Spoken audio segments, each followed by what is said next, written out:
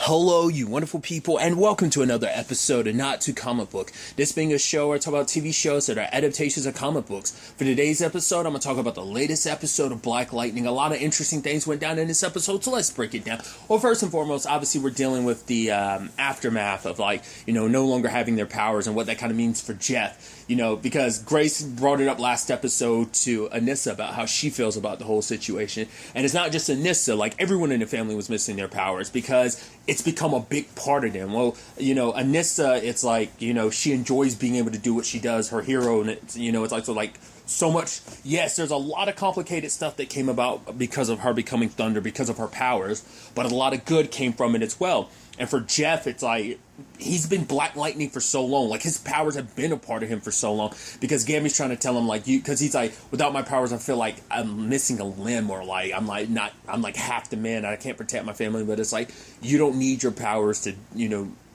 do the right thing and protect your family. But for Jeff, it's but maybe that is the case of because I've been with my powers have been a part of me for so long that maybe it isn't just those are my powers. Those are just a part of who I am. Being Black Lightning is a part of him. It's not that's a separate thing. I put the mask in the suit. It's no, it's always been there. It's always been a part of him. So I just think that's kind of fascinating. Gamby's promising to get him his powers back somehow.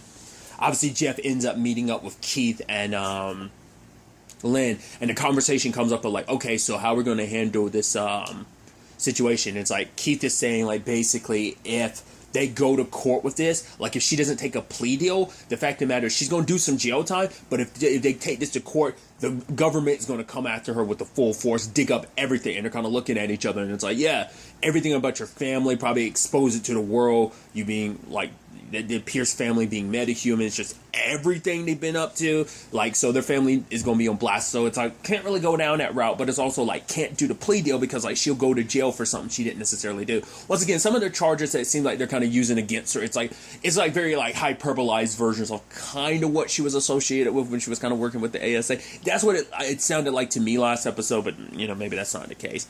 Obviously, Jeff is just kind of very once again, it's nah, I'm gonna, as her husband, I say no. It's actually you're not. You're her ex-husband. He's whoa. It's that turns into an issue because they both care about Lynn, but it kind of, let's be frank here, it turns into a pissing contest because Jeff feels a little emasculated because it's just no, it's my job as the husband, as a father to protect my family, and I can't do that right now. I can't help Lynn. I can't do anything for her. But lo and behold, who's the one person that can? Oh, an ex. It's going to rub you the wrong way, especially considering, I completely forgot the fact is, oh, right, you guys got divorced. Jesus, it's I completely forgot about that. You guys never, it's right, you never had a wedding to get back together or anything like that. You've been back together, but that's just a complicated situation. It's kind of a complicated, messy situation when you actually think about it. It's right, that's right, you guys are, I forgot that they got divorced. I guess in my head I was thinking they were separated. I didn't realize they were divorced. It's been so long, so I completely forgot. I was Jesus. That adds an old complicated element to it. But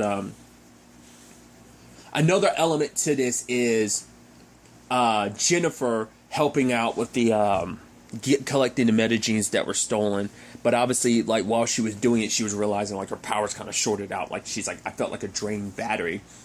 So she's something's not right at first. TC's oh, maybe it's just your emotions or something up. But she's nah, something's up. So whatever it is, I guess, because I was wondering if that's going to be a whole other Jennifer up there and what was left behind. But it's when she was in the ionosphere, it seems while she was absorbing all that energy, she lost a core aspect of herself. I don't know whether it's because that energy went off, I guess that's kind of her natural essence and energy, and without it she can't keep a full charge to a certain extent, which is interesting because considering she came down, she was oh, I'm fully charged, I'm good, and it's nah, it's completely drained. I guess it's once again, it's I guess it's almost the battery of a phone. When the battery of a phone is so messed up, it can't keep a proper charge and it will die drain. I think it's kind of that, because I think a lot of who she is, she left in the ionosphere without realizing it. Like, my immediate thought, like I said, I thought, like, oh, it's going to be, that's how you get, like, OG Jennifer back, and you get to keep JJ and Jennifer, but it seems like she would probably have to go back to the ionosphere and get back that part of herself that's up there. It's going to be interesting to see how that, like, whole storyline ends up playing out, but that's why her powers are just kind of a bit on the fritz. I wonder, does the amplifier play any role in why, not amplifiers, the amplifier, emitter. I wonder, does the emitter play any role in why her power, like obviously I think it is the deal with that, but I wondered, has the emitter been affecting her at all? Because I think because you would assume it's blocking all meta abilities, and her kind of breaking that rule a little bit now by using her meta ability. I don't know. It's such an interesting development. Obviously, this whole situation got, Tobias's attention, and so he ended up running JJ and Jennifer's DNA to find out that they're the same person. And it's like, well, you need to remove her from the board, so he gets Red to go after her. It also had the whole thing with like TC setting up the whole aspect between it. It's like, yeah, no. Uriah wasn't the one that betrayed you. It's like, okay. And now she's like, oh, this is on me. It's another element of me, because it's like, because I contacted him through the Lightning account and everything, that's what led them to use Uriah and everything. That's how they knew to use him to get to me. So it's like kind of my fault and that. And it's like, it's like, oh, that was stupid. And TC's like, yeah. The fact of the matter is, I made it so, hooked you guys up, set up a date for you and everything. But she's like, I appreciate it. He's like, yeah, that shirt is ugly, by the way. Bye. And I love that. But they had their moment, their date and everything, and it's nice. Like, TC gave them the hookup. It's like, that's pretty dope. But Red comes and attacks him, but because Jennifer's powers are like on the fritz, she wasn't able to protect Uriah, and he ultimately dies. He dies knowing who she is, though, and it's just like, you're lightning, huh? Don't cry, light up the world, and that's sad. Like, Tobias just, the Pierce family as a whole, but in particular Jennifer, it's like he just takes and takes and takes and takes. The fact of the matter is, your mom's going through the legal issues she's going through right now. Your dad's reputation's in the dumpster. The fact of the matter is, he killed your grandfather. You never had an opportunity to know your grandfather. Hell, your dad barely had a lot of life, the life that he could have led with your, having your grandfather by his side. That was taken from him. Everything related to Khalil was taken away from you because of Tobias. He sent Khalil down the path that he's on. It's like he manipulated it. It's like, man does not but take. And it's just like, I'm surprised you. I mean, I guess just she's mourning right now. She's not giving into it. But I think eventually it's like she's going to be dead set on her and probably going to give into her. I mean, she tried to go after Tobias and kill him before, but I'm wondering is Jeff going to be able to talk her down? Because they don't know about it. I think the only people who know about the Uriah thing is TC. So it's like, she's kind of dealing with that on her own right now. So we'll see ultimately how that ends up playing out. Obviously, Nissa and Jen had brought both of after the whole ionosphere thing, it's like, how could you do that? You literally got destroyed the last time you went up there. It's like, yeah, but it was a risk necessary to take. And it's like, well, here's what we found out. We got the meta genes and found out, once again, also showcasing, their daughters are living such complete lives that you don't even know what they're up to. It's been like that for a while now, but it's like, oh man, for example, oh, she has a friend, Darius, that died. It's like, oh, neither Lynn nor Jeff knew about that. And once again, the whole Uriah thing, I don't think they know about that. So, but it's like knowing that, he's got these metahuman genes, metahuman genes that were stolen, and it's like, yep, he's literally picking up where the ASA left off, is kind of what Jeff was saying. Which, speaking of that, it's like, oh, I won the election, I'm the mayor now, ha ha ha, power. But then Lopez comes and visits him, and it's like, oh, I need more and those energy weapons so that we can deal with this meta threat. It's like, wow, once again, just interesting. It's like, once again, you have Kramer on the Flash, which I feel like she's kind of falling back a little bit on some of that meta hate. It's still there. She has obviously we've learned her reasons, not a justifiable reason, but you can see why she thinks the way she does. You don't have to agree with it, but Lopez, in her mind, it's like Freeland's been under the reign of metas. They've caused nothing but so much pain, it's like, but to be fair, they've been victims themselves, considering like all the pod kids and everything, you know, that whole situation. So it's not like they've been treated the best either, but it's like everything wrong with Freeland is because of metas. Once again, she's on her meta hate train. I mean, obviously there are other major contributing factors in Freeland, but regardless, she looks at kind of everything and everyone is kind of like, I'm sure it's getting to the point she'll probably even look like Black Lightning needs to kind of go to, like, you know, once again, she's on that Kramer level of just being like, oh yeah, the Flash is fine for now. Unless we find some dirt, then he can get it too. Like we'll take him down like we're trying to take down Frost. It's a whole thing. But I think this is interesting, and it's like, oh, also I'm gonna hook you up with this. It's like those meta boosters. It's like, okay, so literally taking everything of Lynn's, huh? Interesting. I thought that was such an interesting development. It's like, okay, which she was immediately like, no, like we got enough metahumans. I'm not gonna let my people become beasts. It's like, Jesus, lady. You super anti-meta to refer to them as, like, your people getting powers. I'm not going to let them turn into beasts like those metas. It's like, Jesus, that's harsh. But it's like, oh, they're temporary. Plus, you're not as weak-willed, and you're smart and capable. You have the instincts to not, you know, and you get to pick and choose who gets these powers. And it's like, also, here's this dampener, this thing that blocks, like, the waves that the emitter. I'm like, Lopez, you're not going to ask any questions about him saying, like, oh, yeah, I have this weapon that makes it so there's no metas. It's like, I guess first, like, I heard that, but just like, honestly, I'm fine with it. Metas being kind of like, you know, we're kind of the ones that never had any real defense, no real power. Now we do. No metas are able to run rampant, and now we have the power. We're the ones on top. So it almost treating it kind of like a food chain, where it's like, you know, it's like, man, suppose, you know, it's on top, and it's like, well, above man is metahumans, but now humanity's risen above, like I think it's on that type of thing, but we'll see how that goes. But her getting more weapons is very dangerous.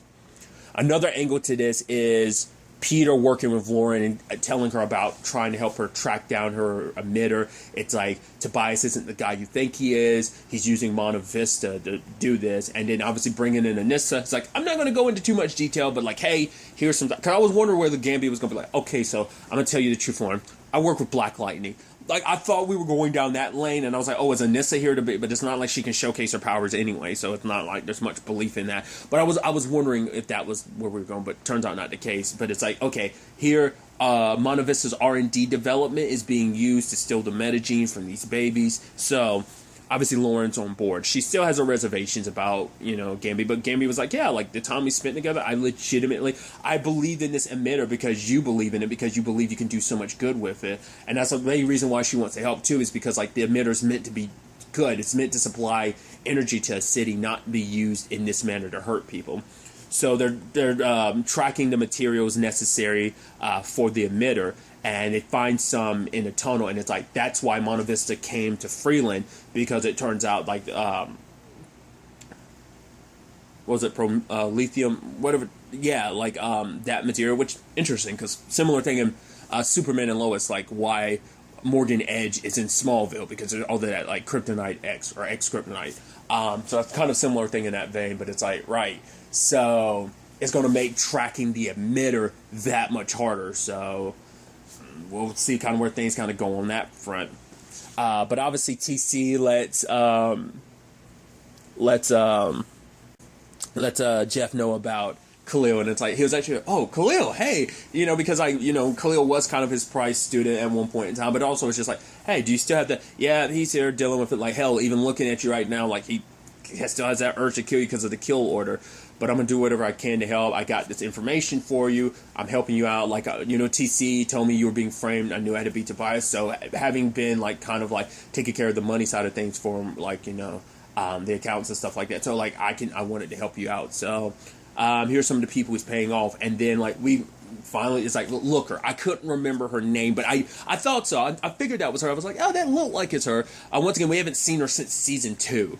Which also, once again, I think I've talked about it, like, season 2 was also structured very different from, like, all 3 seasons, where it's, like, where all the other 3 seasons are, yeah, they're divided into books and chapters, obviously, but it's, like, at the very least, it's all connected to an overarching plot.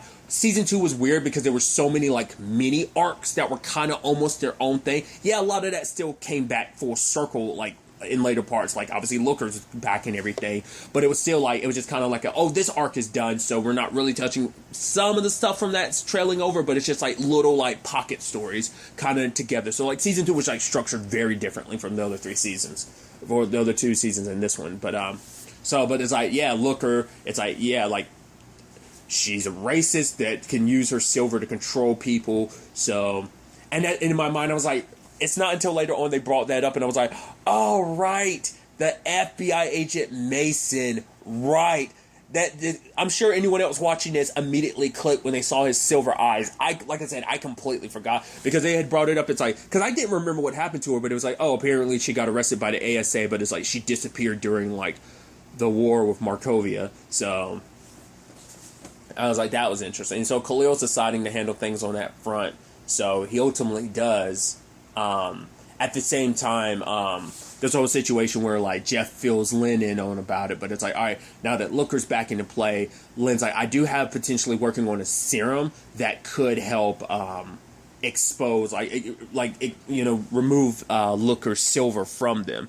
So obviously it's experimental, so she doesn't know. It's like, we don't really have a way to test this, so Jeff ends up turning to Shakur, and it's like, yeah, there's this Looker, she has this silver that control people, and Shakur's like, wait, what? He's like, yeah, I've kind of gotten used to the weird and crazy, so it's just kind of normal for me now. So it's like, Shakur's reluctant to help him, because it's like, you doing that, like slipping something to an FBI agent is going to come back on you hard. You know, it's like 10 years for any other person, 20 years for us, brothers. He's like, Jeff's like, I know, but this is the only way, because Mason's the only connection between Jeff's case and Lynn's case. So for him, it's like, he's at the very least, it seems like kind of like the go-to for this. So when it was all said and done, Shakur's like, I had to go meet with Black Leica. He's like, I know. And it's like, wait, you've been playing me? It's like, because I'm trying to remember. Correct me in the comments down below. Did he tell Henderson about him being Black Lightning, or I think Henderson figured it out, didn't he?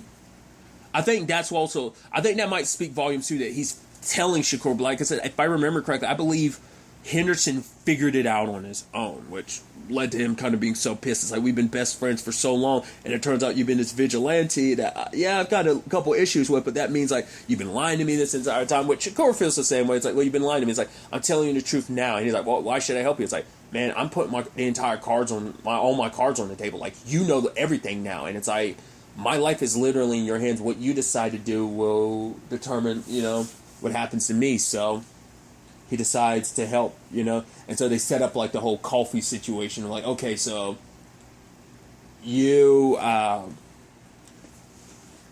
we all kind of like talk and keep drinking coffee to make Mason drink the coffee, and he ultimately does, and the serum kicks in, but Looker's like, oh, I should have killed you back in South Freeland, and luckily he gets freed. But it's like, yeah, with Looker's powers and everything, it's like, right, they're just puppets. He's like, yeah, he's like, well, it felt like that movie. What's that movie called? Get Out. It's like, oh, okay, cool.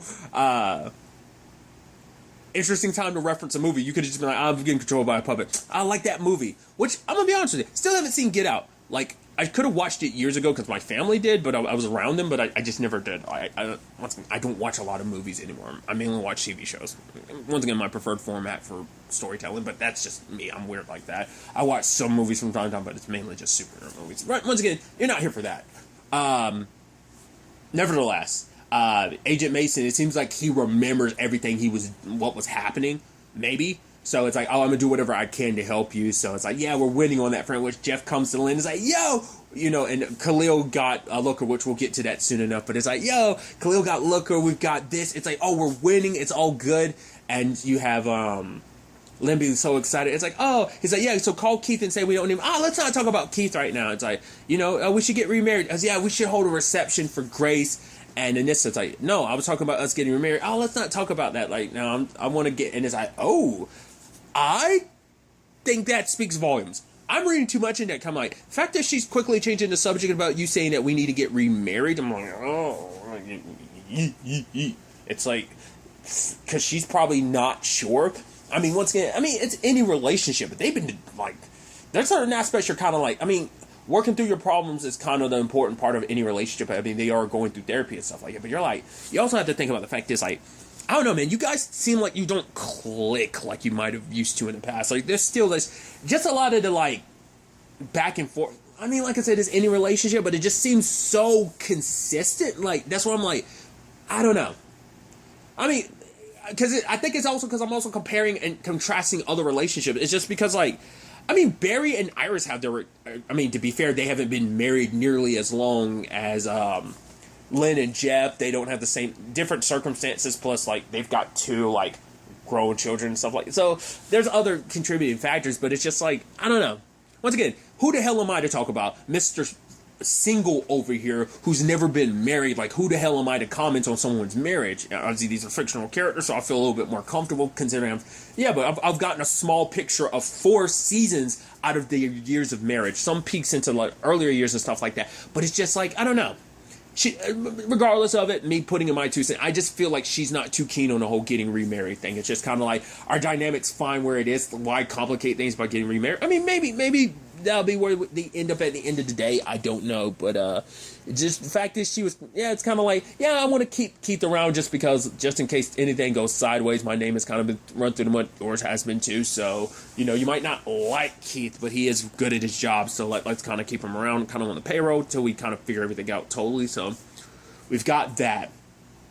Then another avenue with this whole situation is your boy Khalil.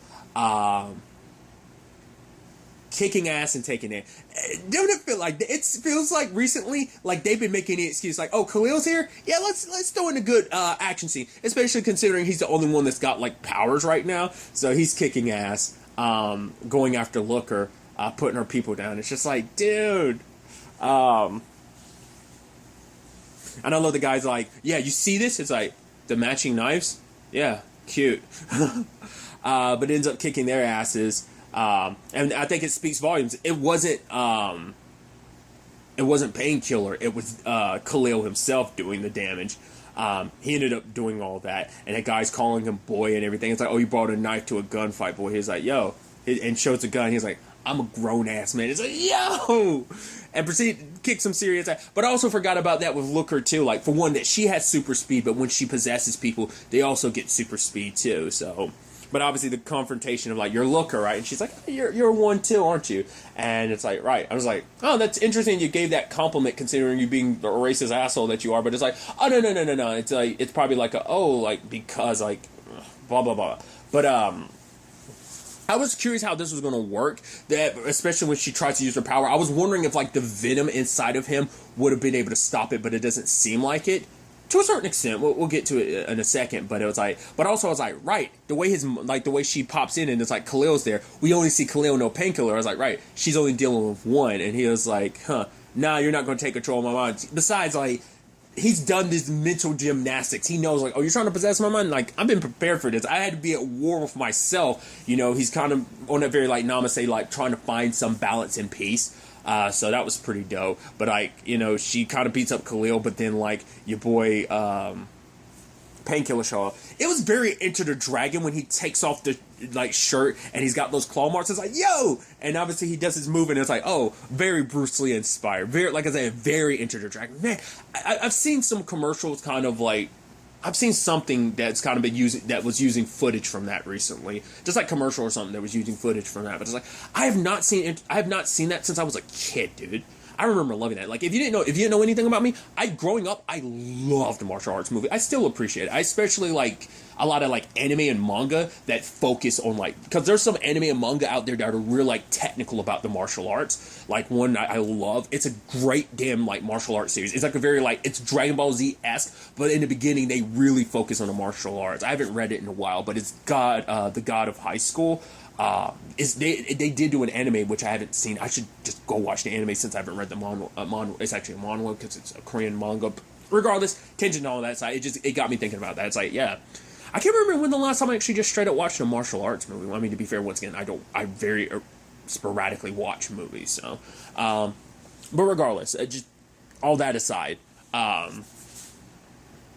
it was pretty badass, and it's just like them working together to go toe to toe with her. I also forgot she had that like claw thing, but it's like, yeah, they kick her ass because it's like, yeah, you're not just fighting one, you're fighting two. So he's not your typical person to try to go toe to toe with.